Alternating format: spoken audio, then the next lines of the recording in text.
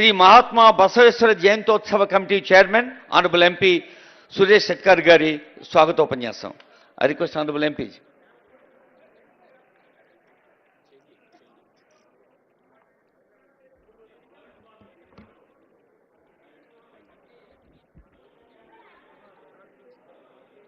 ఈరోజు మన తెలంగాణ ప్రభుత్వం తరపున 892 బసవ జయంతి ఉత్సవాల కార్యక్రమానికి మన ప్రియతమ నాయకుడు, డైనామిక్ నాయకుడు, మన ముఖ్యమంత్రి రేవంత్ రెడ్డి గారికి స్వాగతం పలుకుతూ, అదేవిధంగా సీనియర్ నాయకులు, దళిత బిడ్డ, మరి అన్ని వేళలో రాష్ట్ర పరిస్థితిని చిన్నాభిన్నం చేసిన గత ప్రభుత్వం దానికి సరిదిద్దుకుంటూ ముందుకెళ్తున్న మన ప్రియతమ డిప్యూటీ సీఎం బట్టి విక్రమార్క గారికి, దాంతో సభాధ్యక్షులు, బీసీ సంక్షేమ శాఖ మంత్రులు, ట్రాన్స్పోర్ట్ మినిస్టర్ మా మిత్రులు పొన్నం ప్రభాకర్ గారికి, మరి రాష్ట్ర ప్రభుత్వ అడ్వైజర్, సీనియర్ నాయకులు, మాజీ మంత్రివర్యులు గౌరవనీయులు షబ్బీర్ అన్న గారికి, మరి అదేవిధంగా ప్రభుత్వ సలహాదారులు మిత్రులు వేము నరేందర్ రెడ్డి గారికి, మరి సీనియర్ మోస్ట్ నాయకులు, మరి మాజీ రాజ్యసభ సభ్యులు హనుమంతన్న గారికి, మరి ముఖ్యంగా మా మిత్రుడు ప్రోటోకాల్ అడ్వైజర్ వేణుగోపాల్ గారికి, మరి చాలా మంది మా అధ్యక్షుడు వీరశైవ లింగాయత్ సంగమేశ్వరన్న గారికి, మన చాలా మంది కమిటీ సభ్యులు, అందరూ సమాజం సభ్యులు ఉన్నారు. మరి ఈరోజు బసవ జయంతి సందర్భంగా మరి ఈరోజు రాష్ట్రంలో ఎవరి గ్రామాల్లో వాళ్ళు, ఎవరి పట్టణాల్లో వాళ్ళు బసవ జయంతి కార్యక్రమం చేసుకుంటారన్న, ఓన్లీ హైదరాబాద్ సంబంధించిన మన వీరశైవ లింగాయత్సే ఇక్కడ కొందరు ముఖ్యులు మరి ఈ బసవ జయంతి కార్యక్రమానికి ప్రభుత్వం తరఫున మనం జరుపుకుంటున్నాం. ప్రత్యేకంగా ప్రభుత్వానికి ధన్యవాదాలు.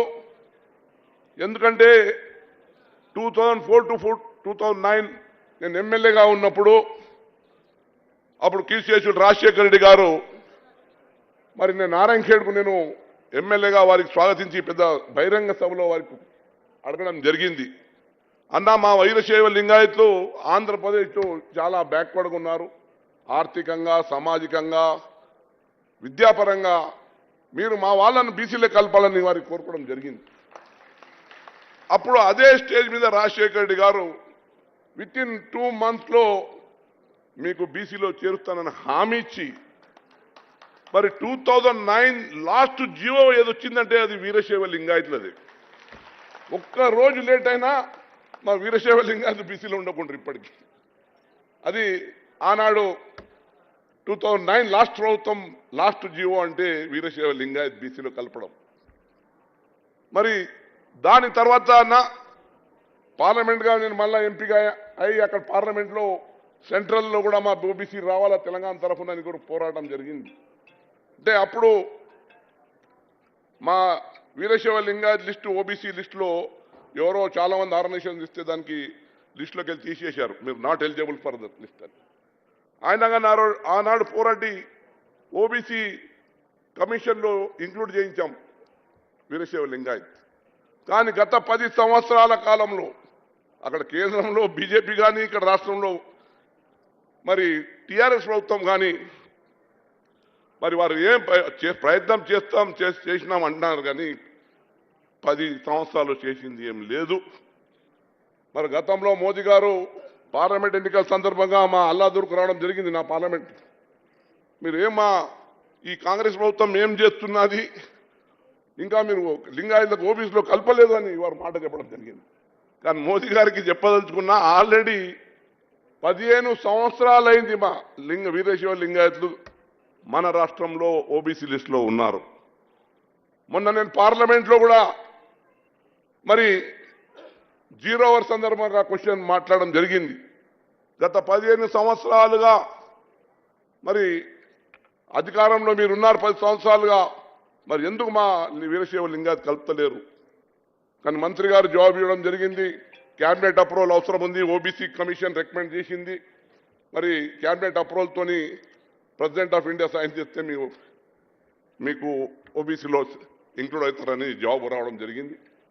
కానీ నేను ముఖ్యంగా ఒకటే చెప్తున్నాను, మహాత్మా బసవేశ్వరుడు అంటే ఒక సంఘ సంస్కర్త. 12వ శతాబ్దంలోనే బాబాసాహెబ్ అంబేద్కరే కానీ, బాబాసాహెబ్ పూలేనే కానీ, దానికన్నా ముందు మరి మహాత్మా బసవేశ్వరుడు 12వ శతాబ్దంలో ఒక బ్రాహ్మణ కుటుంబంలో పుట్టి మరి ఆచారాలకు వ్యతిరేకంగా మరి ఒక రెవల్యూషన్ తెచ్చిండు, సోషల్ జస్టిస్ రెవల్యూషన్. కుల మత వర్గ రహిత సమాజం ఏర్పడాలి, అందరూ ఒకటే సమాజం ఉండాలి అన్న కాన్సెప్ట్తోని, దాంతోపాటు మహిళలకు కూడా ఈక్వల్ ప్రాధాన్యత ఇవ్వాలని ఆయన అనుభవం మంటపం బిజ్జల చాళుక్యుల దగ్గర బిజ్జల రాజు ఉండే, ఆ బిజ్జల రాజులో ప్రధానమంత్రిగా ఈయన పనిచేసినాడు. అప్పుడు అనుభవం మంటపం అని ఒక పార్లమెంట్ కాన్సెప్ట్ ఆలోచన చేసి అక్కడ అందరు నిమ్న జాతులన్న మొత్తం దేశంలో ఉన్న నిమ్న జాతులకు అందరికీ ఈక్వాలిటీగా సభలో కూర్చోబెట్టి చర్చించి మరి ఒక పార్లమెంట్ అనుభూతిని వారు అనుభవం మంటపం ద్వారా తెలియజేయడం జరిగింది. మరి ఆనాటి అనుభవం అంటమే ఈరోజు పార్లమెంటు, మన పార్లమెంట్లో కూడా ఈరోజు బసవేశ్వర జయంతి జరుగుతూ ఉంది. పార్లమెంట్లో కూడా బసవేశ్వర స్టాచ్యూ ఎప్పుడో మన్మోహన్ సింగ్ గారు ప్రభుత్వం ఉన్నప్పుడు దానికి అవైల్ చేసినారు. దాని తర్వాత ఆయన బసవేశ్వర పేరు మీద చిక్కాళ్ళు కూడా గవర్నమెంట్ ఆఫ్ ఇండియా కూడా రిలీజ్ చేయడం జరిగింది. మొన్న మా రాహుల్ గాంధీ గారు కూడా పార్లమెంట్లో మాట్లాడుతూ ఫస్ట్ బసవతత్వం బసవಣ್ణ అని మాట్లాడి ఆయన కార్యక్రమం మొదలుపెట్టడం జరిగింది. అంటే బసవಣ್ణ అంటే ఏంటి? Social equality. మా రాహుల్ గాంధీ గారు ఇప్పుడు ఏమంటున్నారు? నిమ్న జాతులు మా రేవంత్ రెడ్డి గారి ఆధ్వర్యంలోనే మరి బీసీలకు 42% రిజర్వేషన్ మొన్ననే అసెంబ్లీలో పాస్ చేసుకోవడం జరిగింది. భారతదేశంలో మొట్టమొదటి రాష్ట్రం మరి ఈరోజు మన తెలంగాణ రాష్ట్రం. దాంతోపాటు అన్ని వర్గాలకు వారి జనాభా ప్రతిపాదిక వాళ్ళ హక్కు రావాలి, న్యాయం జరగాలి అన్నదే ఆనాడు బసవేశ్వర సిద్ధాంతం.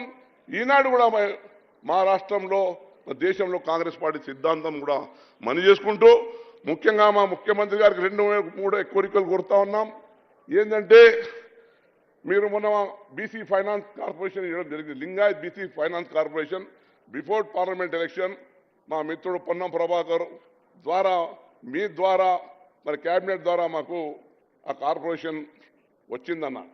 కానీ ఆ కార్పొరేషన్కు ఈసారి నిధులు ఇచ్చి దానికి అన్ని విధాలుగా సమాజానికి ఆర్థికంగా ఉపయోగపడేట్లు కార్యక్రమం చేయాలని అదొకటి. రెండోది బస్వా భవనం అని గత కేసీఆర్ పీరియడ్లో అక్కడ ల్యాండ్ 1 ఎకర్ అలాట్ చేయడం జరిగింది. ఒక 10 కోట్ల రూపాయల బిల్డింగ్లను ఇచ్చారు, కానీ అది అట్లనా పేరుకే ఉంది, అన్ని జీవుల మీదే ఉన్నాయి అని. మరి దానికి మరి మీరు ఒక 10-12 కోట్ల రూపాయల బస్వా భవనం నిధులు ఆల్రెడీ ఇచ్చినే ఉన్నాయి, ల్యాబ్స్ అయినాయి. మళ్ళీ ఈ సంవత్సరం ఇస్తే ఓ బస్వా భవనం అని కట్టుకొని ఏమని సమావేశాలు కానీ దాన్ని పెట్టడానికి వీలుంటుందని కూడా మనం చేసుకుంటూ, మూడోది ఈ ప్రాథమిక పాఠశాలలో ఒక పాఠ్య పుస్తకం, ఒక లెసన్ అనేది మహాత్మా బసవేశ్వరుడు ఉండాలన్నది. ఎందుకంటే ఆ కాన్సెప్ట్ అనేది ఇది సోషల్ జస్టిస్ కాన్సెప్ట్. ఇది ఈవెన్ కర్ణాటక, మహారాష్ట్ర ఈరోజు హాలిడే అనేది, today is the holiday in Maharashtra and Karnataka. కానీ హాలిడే అందుకు హాలిడేగా మేము కోరుతున్న దాంతో మళ్ళీ మా బసవేశ్వరుడు వర్క్ ఇస్ వర్షిప్ అన్నాడు.